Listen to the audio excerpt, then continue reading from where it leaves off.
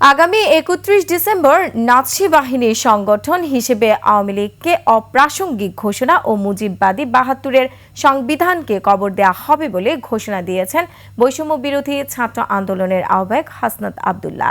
রাজধানীর বাংলা মোটরে সংগঠনের কেন্দ্রীয় কার্যালয়ে এক সংবাদ সম্মেলনে আজ রোববার এই ঘোষণা দেন তিনি। মুজিববাদী সংবিধান কবরস্থ ঘোষণা করা হবে, সেই যেখান থেকে এক দফার ঘোষণা দেওয়া হয়েছে ঠিক সেই জায়গা থেকে মুজিববাদী ৭২-এর সংবিধানের কবর রচিত হবে। ক্যামেরায় ওয়াও, স্টাইল দেখাও, Xenon X21 পারলে ঠেকাও।